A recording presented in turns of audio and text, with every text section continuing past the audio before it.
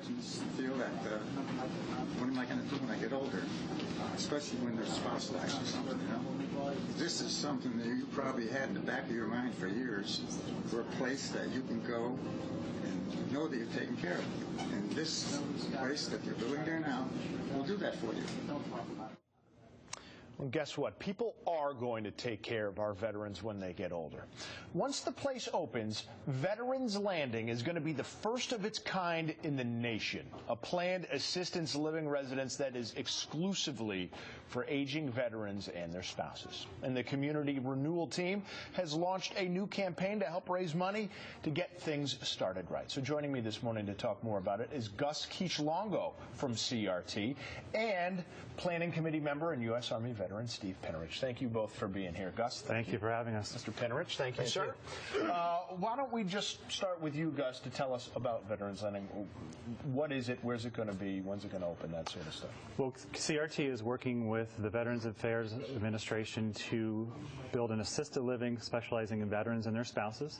We have 5 acres of land that we have leased in the back corner of the Newington campus. Okay. So right behind the back left corner of the hospital area. The VA hospital? The VA hospital there. Yep. And we'll actually be having 103 apartments, studios, and 1-bedrooms. So we're thinking we'll have about 140 or so veterans and spouses living there.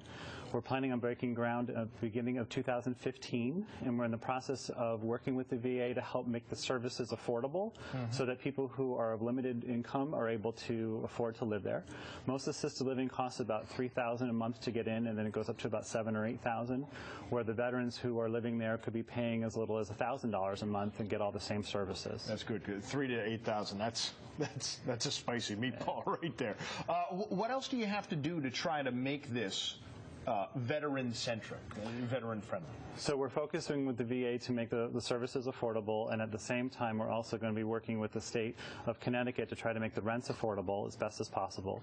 So we're trying to raise money towards this effort, and we actually have a GoFundMe site. So it's actually GoFundMe/CRT Vets, and we're trying to raise some money there. We're raising money from different areas, where we're trying to make sure that we have enough money to be able to keep the project going, and then we can start to build our building at about $35 million. And we will get to that in a second, because how they're doing it is good. But Steve, I want you to just talk about the need a little bit. You are a veteran, but your father-in-law is also a veteran right now, yeah? Yeah, my father-in-law, Tom the Joker from Southington, is a Korean era veteran, and right now he's in Southington Care Center, and he's getting excellent care and all. Right.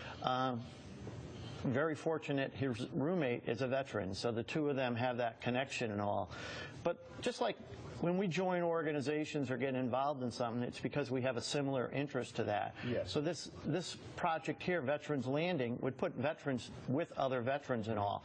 And I think the friendship and the understanding that somebody has gone through in the military and all, that the patients would be better able to relate to them. Yeah. And, you know, there would be the assistance there. Being on the VA facility, they would tie right into the veterans' benefits through the VA hospital. Right. As we were talking, it was two-pronged. It's not just being around people with similar backgrounds and similar experiences, but there's also some medical needs that you feel could be better met at Veterans Landing, correct? Correct, yeah. The care from the Veterans Administration is excellent. I get my care there, and I have no complaints with anything that's done and all.